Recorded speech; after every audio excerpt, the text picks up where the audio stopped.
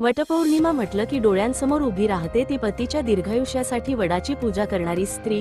पण सिंधुदुर्गातील कुडाळमध्ये चित्र अगदी उलट पाहायला मिळालं। येथे तब्बल 17 वर्षांपासून पुरुष मंडळी स्वतः वटपौर्णिमा साजरी करत पत्नीच्या दीर्घायुष्य, उत्तम आरोग्य आणि सुखी सहजीवनासाठी वडाच्या झाडाची पूजा करत आहेत।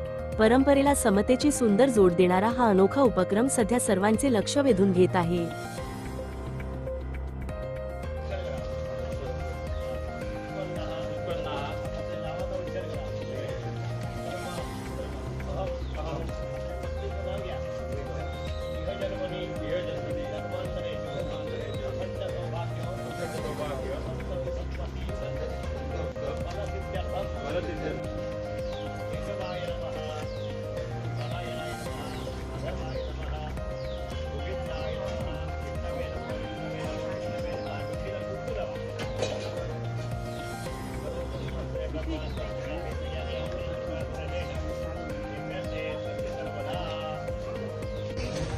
तर्फे प्रतिवर्षी पुरुषांची वटपौर्णिमा साजरी केली जाते।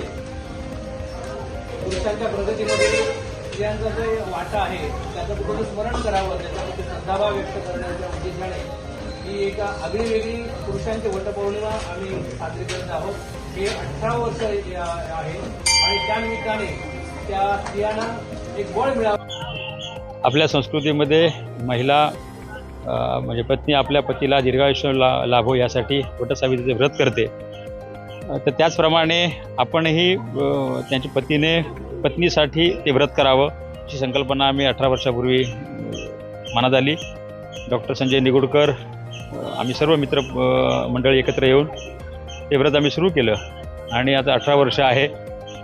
हा संकल्प केल्यानंतर त्या पत्नीलाही घरात जसं ती उपवास करते तसं आम्ही उपवास सुरू केला।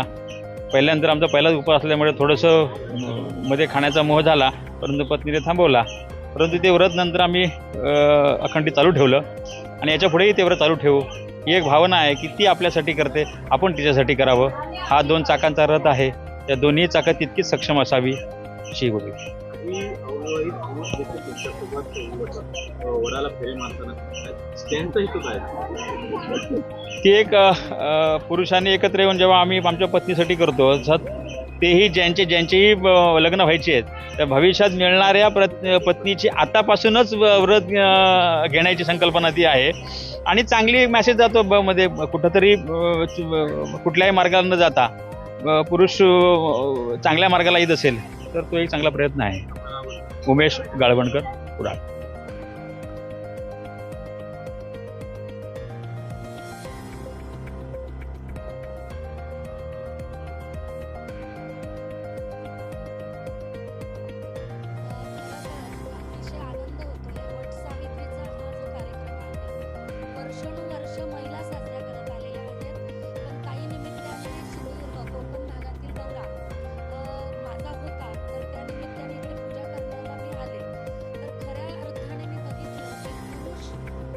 वट सावित्री